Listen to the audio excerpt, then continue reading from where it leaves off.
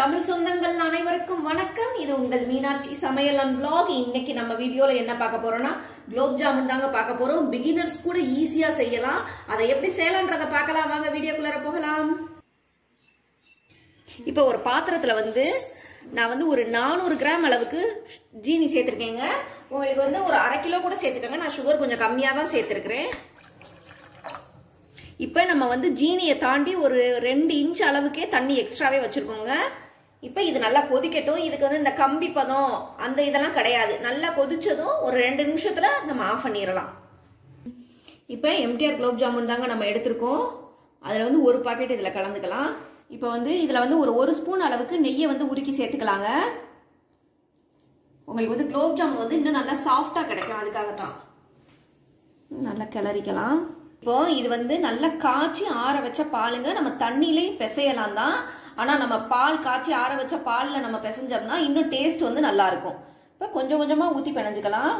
தண்ணி இல்லாத மாதிரி இருக்குங்க. டக்குன்னு கையில ஒட்டுற அளவுக்கு சேர்ந்துரும். அதனால கொஞ்சம் கொஞ்சமா தான் போட்டு பிசையணும். ரொம்ப அழுத்தி பிசைஞ்சிடாதீங்க. லைட்டா ஊத்தி தெளிச்சு தெளிச்சு பண்ணிக்கலாம். அதே மாதிரி நம்ம சப்பாத்தி மாவு மாதிரியும் பிணைஞ்சிடக்கூடாது. நம்ம அந்த ஜீரா கொதிக்கிறதுக்குள்ள மாவு பிணைஞ்சு வச்சிடலாங்க. ஒன்று சேர்ந்து வர்ற வரைக்கும், மாவு ஃபுல்லாக ஒன்று சேர்ந்து வர்ற வரைக்கும். இப்போ இந்த அளவுக்கு நம்ம பாத்திரத்துலையும் சரி கையிலையும் சரி ஒட்டாத அளவுக்கு நல்லா ஒன்று சேர்த்து பிணைஞ்சிருங்க. ஜீராவும் நல்லா கொதிச்சிருச்சுங்க. கொதிச்சு ஒரு 2 நிமிஷம் ஆயிடுச்சு. நம்ம அடுப்பு ஆஃப் பண்ணிடலாம். இந்த அளவுக்கு நல்லா பிணைஞ்சாச்சுங்க. இப்போ நம்ம ஒரு 10 நிமிஷத்துக்கு இதை ஊற வச்சிடலாம் நல்லா. இப்போ 10 நிமிஷம் ஆயிடுச்சுங்க. நல்லா ஊறி இருக்கு. இந்த அளவுக்கு மாவெல்லாம் நல்லா ஒன்று சேர்த்துக்குவோம்.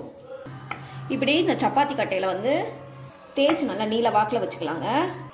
ஏன்னா நமக்கு அளவுகள் ஒரே மாதிரி இருக்கணுன்றதுக்காக. மீடியம் சைஸ்லங்க. ரொம்ப சின்னதாகவும் வேண்டாம், பெரிய உருண்டையாக இருந்தாலும் உள்ளார வேகாமல் போயிடும். அதனால மீடியம் சைஸில் கரெக்டாக பார்த்து கட் பண்ணிக்கோங்க. இந்த அளவில் வெட்டிக்கலாம். இந்த அளவுக்கு வெடிப்பு இல்லாமல் நம்ம உருட்டி வச்சுக்கலாங்க. பக்கத்தில் ஒரு சின்ன கிண்ணத்தில் எண்ணெய் வச்சுக்கோங்க. ஒரு சொட்டு கூட பிகினர்ஸாக இருந்தால் கையில் தடவிட்டு அதுக்கப்புறம் செய்யுங்க. இந்த அளவுக்கு நல்லா உருட்டிட்டு நல்லா மேலே வெடிப்பு இல்லாமல் உருட்டி எடுத்துங்க. உருண்டைகளையுமே நம்ம நல்லா உருட்டி எடுத்தாச்சுங்க. இப்போ அடுப்பில் நம்ம எண்ணெய் சட்டி வச்சாச்சு. நான் கோல்டு வின்னர் தான் ஊற்றிருக்கேன். நம்ம நெய் ஊற்றியும் வறுக்கலாம். அடுப்பை சிம்மில் வச்சுக்கோங்க.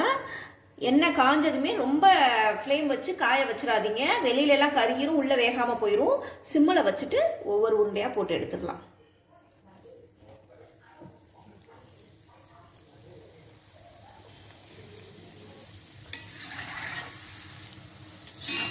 லைட்டா திருப்பி திருப்பி விட்டுக்கோங்க. எல்லா பக்கமும் ஒரே கலருக்கு வரணும்.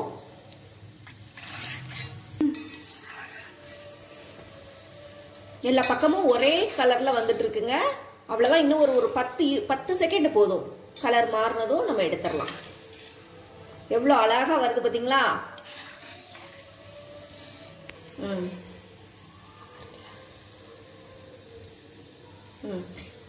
இப்போ எண்ணெயை நல்லா வடிச்சுட்டு எடுத்துடலாங்க.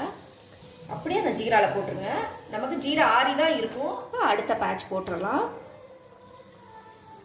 அடுப்பு சிம்மிலே தாங்க இருக்கணும்.